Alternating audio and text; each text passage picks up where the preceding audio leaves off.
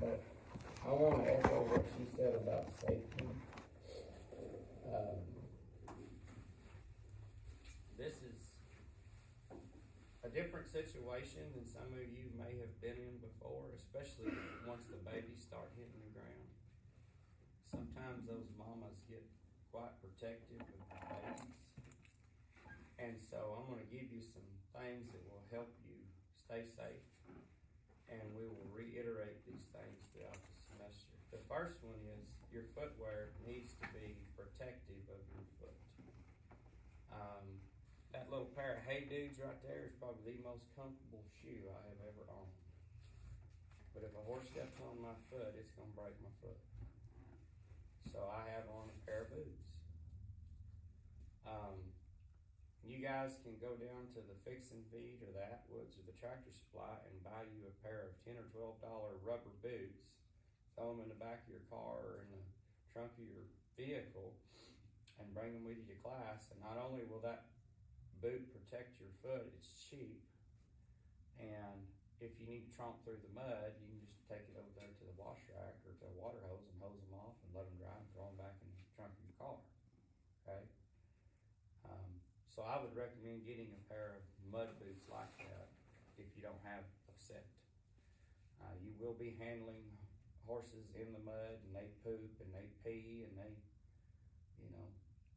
can get pretty dirty. So if you have something like, and I'm picking on Taylor here, her shoes aren't appropriate for the barn, okay? And they're tennis shoes and they're comfortable, but if her little foot got stepped on, it'd get broke. And these mares, especially when they got a baby on the ground, they don't really care about your feet. They may get a little carried away at times, and so you have to be aware of what they're doing. This pair of mud boots are mine. They're not yours. I keep them in here for convenience, so I don't want to see my mud boots on somebody's feet. Not that I've had that happen here, but I have in other places. So go buy your own. They don't cost that much. That leads right into when you're out there working with a horse, these little things right here need to be put away. I don't care where you put them. You can put them in your pocket, you can put them in your car, you can put them in your backpack, you can leave them in the classroom. But they don't need to be in your hand.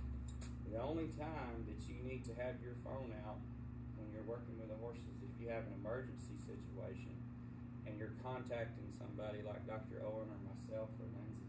And when you do that, you need to remove yourself away from the horses, because if you're standing there texting on your phone and playing on your phone or talking on your phone and you're handling a horse, it's just like texting and driving. You can get hurt, especially again once the mares and once the babies hit the ground, the mares start worrying about that. Okay. If we can make it through this whole semester and nobody gets hurt, we've had a successful semester in my opinion. Okay, so when you go out here and you work with these horses, probably the two things that you need to pay attention to the most are the horses' ears and their eyes. Why? Let you know if they're angry. Say it loud.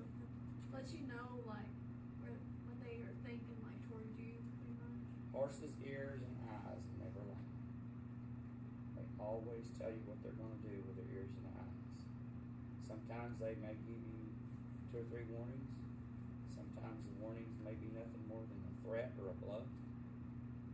But they will tell you what they're going to do. Sometimes that warning is pretty quick. Whack! Next thing you know, you're kicked or you're hurt. Okay? I have had a stallion pick me up and set me down 10 feet from where I was standing. I had on a Carhartt jacket like Madison's right there, and a flannel cotton shirt and a t-shirt. And I have the bite marks on my shoulder still. And he went all the way through those 3 garments into my shoulder. Did it hurt? Like the dickens. It hurt. But it could have been my face, and he was a gentle stallion. He was used to being handled, and he was used to, but we were collecting him, and I was in the way. Okay, so y'all are probably not going to handle the stallion a whole lot. You may at some point help get him from point A to point B, but just be aware when we are collecting or when we are handling the stallion that his mind's on one thing and one thing only. What we will probably do once we start handling him is we will establish a route or a travel route for him. He'll come out of his pen, he'll go right into the breeding lab on the side, he'll do his thing, and then he'll go right back to his stall. That will keep him happy. That will keep him in a routine. And stallions like routines. All horses like routines, but stallions really like routines. And when we do that, we probably won't need a huge audience. We found out last spring, and it was kind of a, I guess you'd say, a blessing that the COVID thing helped us find this out, is he does not like distractions. We tried collecting him outside, and he was way more interested in cars going by and tractors going by and all the other horses out there than he was what he needed to be focusing on.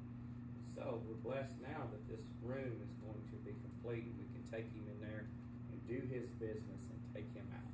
So we've talked about maybe putting some cameras in there and that sort of thing, so that it doesn't put you guys in there where he has a distraction. We'll get all that worked out at some point between now and when we actually do it.